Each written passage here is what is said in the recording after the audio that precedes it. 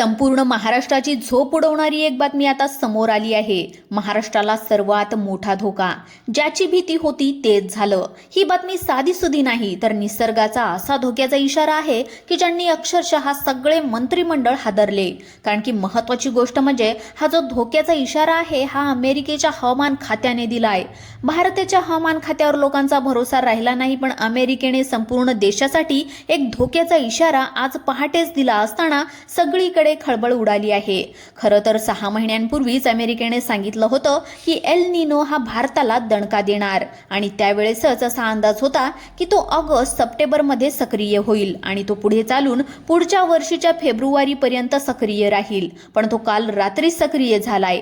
काही दिवसांपूर्वी थोड्याफार प्रमाणामध्ये राज्यातील काही जिल्ह्यांमध्ये पाऊस झालाय। आजही अचानक मुंबई ठाण्यामध्ये पाऊस सुरू झालाय।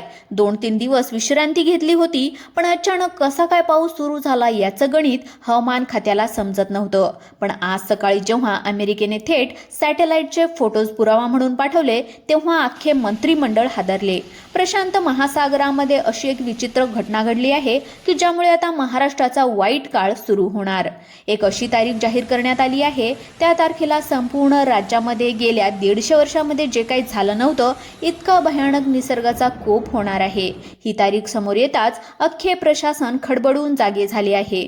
मुख्यमंत्र्यांनी ताबडतोब हवामान तज्ज्ञांची बैठक बोलावली असून आणि संपूर्ण महाराष्ट्रासाठी 3 अतिशय महत्त्वाच्या अतिदक्षतेच्या सूचना देण्यात आल्या आहेत। होय, मान्सून काही दिवसांपूर्वी सक्रिय झाला होता, पाऊस थोड्याफार प्रमाणामध्ये झाला होता, पण अचानक 3 दिवसापूर्वी मान्सूनचा वेग मंदावला असून आता हवामान तज्ज्ञ सांगत होते की अजून काही दिवस पाऊस संपूर्ण महाराष्ट्र व्यापायला लागतील। पण पहाटे अशी एक विचित्र घडामोड घडली आणि अचानक कोणालाही काही कळायच्या आतमध्ये मुंबई ठाण्यामध्ये तसेच मराठवाड्यामध्ये काही ठिकाणी पाऊस सुरू झालाय। ही खरंच खूप धोक्याच्या परिस्थितीची फक्त सुरुवात आहे, कारण महाराष्ट्रावर एक असे भयानक संकट इतक्या वेगाने धडकणार आहे की ज्याची माहिती स्वतः मुख्यमंत्र्यांनी दिली आहे। त्यामुळे या माहितीला हलक्यामध्ये घेऊ नका। महाराष्ट्रावर गेल्या 150 वर्षातला नव्हता इतका तीव्र एल निनो आता सक्रिय झाला असून त्याचा मोठा फटका हा महाराष्ट्राला बसणार आहे। तर तुम्हाला वाटत असेल की फक्त पाऊस येणार नाही किंवा दुष्काळ पडेल, पण त्याच्या आधी एक असं भयंकर संकट येतंय की ज्यामुळे संपूर्ण महाराष्ट्रामध्ये हाहाकार उडणार आहे।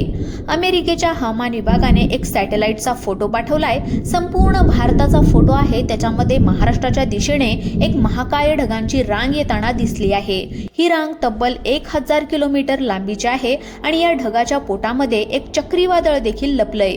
अतिशय मोठ्या संकटाचा काळ आता सुरू होतोय, कारण की हा 1000 किलोमीटर लांबीचा ढग आहे। त्याच्यामुळे महाराष्ट्रातील या 20 जिल्ह्यांमध्ये पावसाचा स्फोट होणार आहे। आता तुम्ही म्हणाल बरं होईल पाऊस झाला तर, पण हा पाऊस साधा सुद्धा नसेल, तर फक्त 5 मिनिटांमध्ये पूर एकत्र होऊन घराघरांमध्ये पाणी घुसणार अशा परिस्थितीमधील हा ढग आहे। कारण सॅटेलाइटच्या माध्यमातून आलेला हा फोटो, याच्यामध्ये जेव्हा ढगांची लांबी मोजली तर त्या ढगाची लांबी 1000 किलोमीटर असून त्याच्या आतमध्ये जे काही चक्रीवादळ आहे तर ते आतापर्यंतचं सगळ्यात मोठं आहे। पहा, जेव्हा एल निनो येत असतो तेव्हा तो सगळं वातावरण बदलत असतो आणि आताही तेच होणार असल्याचा मोठा इशारा देण्यात आलाय। मुख्यमंत्र्यांनी ताबडतोब बैठक घेऊन राज्यातील सर्व शेतकऱ्यांसाठी, सर्वसामान्य नागरिकांसाठी 3 महत्त्वाच्या सूचना या ठिकाणी दिल्या आहेत। एक तारीख देखील जाहीर करण्यात आली आहे। या तारखेपासून महाराष्ट्रामध्ये सर्वात मोठा हाहाकार उडणार आहे। मग काय आहे ती तारीख? कोणत्या जिल्ह्यांमध्ये ही धोकादायक परिस्थिती निर्माण होणार आहे? मान्सूनचा प्रवास नेमका कधीपासून कधीपर्यंत राहणार आणि कोणकोणत्या जिल्ह्यांमध्ये चांगला पाऊस पडेल आणि कोणत्या जिल्ह्यांमध्ये, सगळी काही सविस्तर माहिती आपण आज या व्हिडिओच्या माध्यमातून घेणार आहोत। पहा, संपूर्ण महाराष्ट्रामध्ये हाहाकार उडणार असल्याची बातमी या ठिकाणी आत्ताच समोर आली आहे। कारण की प्रशांत महासागरामध्ये अचानक एक अशी घटना घडली आणि त्या घटनेमुळे महाराष्ट्रामध्ये सर्वात मोठा फटका बसलाय। त्या ठिकाणी आता कदाचित तुम्हाला वाटत असेल की आकाश एकदम स्वच्छ आहे, ऊन पडलंय, सगळं काही शांत आहे, पण खरा धोका इथेच दडलाय। याला आपण वादळापूर्वीची शांतता देखील म्हणू शकता। प्रशांत महासागरामध्ये निर्माण झालेल्या सुपर एल निनोमुळे अरबी समुद्रातील आर्द्रता शोषून घेणारा तब्बल 1000 किलोमीटर लांबीचा महाकाय ढग तयार झालाय।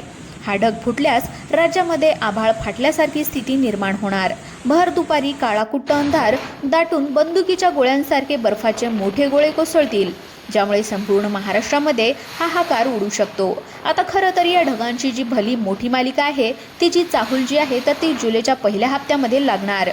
ती संपूर्ण महाराष्ट्रावर नेमकी 5 जुलैला धडकणार आहे. त्यानंतर 5, 6, 7, 8, 9 त्यानंतर 26 जुलैपर्यंत ती महाराष्ट्रातल्या प्रत्येक टप्प्यामध्ये म्हणजेच वेगवेगळ्या 10 ते 15 जिल्ह्यावर एका पाठोपाठ एक दणका देणार आहे.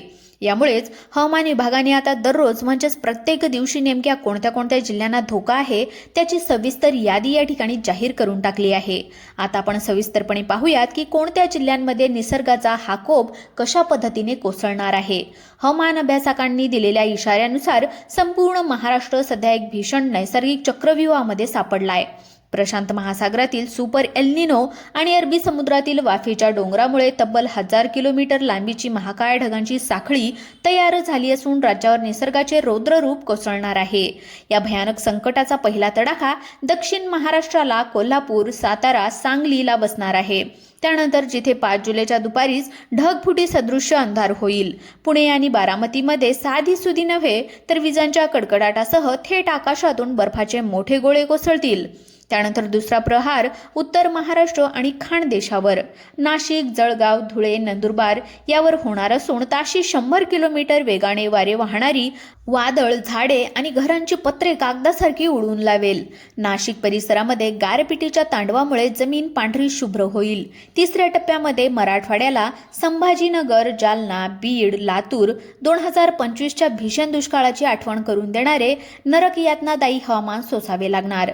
आधी अवकाळी पाऊस झोडपेल आणि नंतर मुख्य मान्सून कोरडा जाईल. चौथ्या टप्प्यामध्ये विदर्भात नागपूर, वर्धा, अकोला आभाळ फाटल्यासारखी स्थिती निर्माण होऊन हिमालयातील थंड हवेच्या टकरीमुळे सिमेंटची घरे हादरवून सोडणाऱ्या विजा कोसळतील. शेवटी मध्य महाराष्ट्रालाही याचा सर्वात मोठा फटका बसणार आहे. हा नेहमीचा पाऊस नसून जगण्या मरण्याचा थरारक संघर्ष आहे. मित्रांनो, आतापर्यंत जी काय माहिती आपण पाहिली ती खरोखरच अंगावर काटा आणणारी आहे. पण व्हिडिओच्या शेवटच्या टप्प्यामध्ये मी तुमच्याशी एक अत्यंत महत्त्वाची आणि वैयक्तिक गोष्ट बोलणार आहे. त्यामुळे पुढच्या 4 मिनिटांमध्ये ही शांततेने आणि काळजीपूर्वक ऐका. आतापर्यंत आपण हा अमेरिकेच्या हवामान खात्याचा अंदाज, तो 1000 किलोमीटरचा लांबीचा महाकाय आणि महाराष्ट्रातील वेगवेगळ्या जिल्ह्यावर येणाऱ्या संकटाबद्दल सविस्तरपणे माहिती पाहिलेली आहे. पण एक गोष्ट आपण सगळ्यांनी समजून घेतली पाहिजे, निसर्गाचा अंदाज हा केवळ शेवटी एक शक्यता असतो. विज्ञान कितीही पुढे गेले तरी सॅटेलाइटने कितीही याचे फोटो पाठवले तरीही निसर्गाचा अंतिम निर्णय काय असेल हे प्रत्यक्ष वेळ आल्याशिवाय कोणीही 100% सांगू शकत नाही. त्यामुळे या संपूर्ण माहितीकडे एक शक्यता म्हणून पहा. समाजामध्ये भीती किंवा घबराहट निर्माण करू नका. पण जरीही एक शक्यता असली तरी सुद्धा आपण गाफील राहून चालणार आहे का? तर अजिबात नाही. कारण गेल्या काही वर्षांमध्ये आपण सगळ्यांनी पाहिलं की निसर्गाचं चक्र पूर्णपणे बदलून गेलंय. कधी येणं उन्हाळ्यामध्ये ढगफुटी होते तर कधी मान्सूनच्या काळामध्ये कडक ऊन पडते. त्यामुळे प्रशासनाने आणि मुख्यमंत्र्यांनी घेतलेली बैठक तसेच दिलेल्या अतिदक्षतेच्या सूचना आणि अत्यंत गांभीर्याने घेतल्या पाहिजेत. आपल्याला काय काळजी घ्यायची आहे? मुख्यमंत्र्यांनी, हवामान तज्ज्ञांनी सांगितलेल्या 3 महत्त्वाच्या गोष्टी आपण दैनंदिन जीवनामध्ये पाळायच्या आहेत.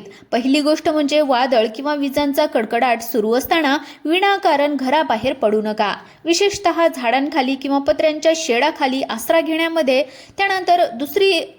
त्यानंतर दुसरी गोष्ट म्हणजे शेतकऱ्यांनी आपल्या पिकाचा आणि पशुधनाचे रक्षण करण्यासाठी आधीच नियोजन करून ठेवावं.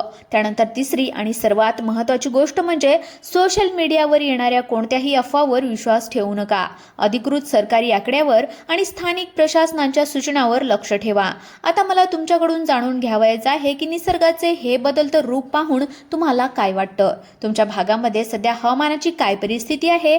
या ठिकाणी कडक ऊन आहे की पावसाची काही चिन्ह दिसत आहेत? मला खाली कमेंट बॉक्समध्ये नक्की सांगा.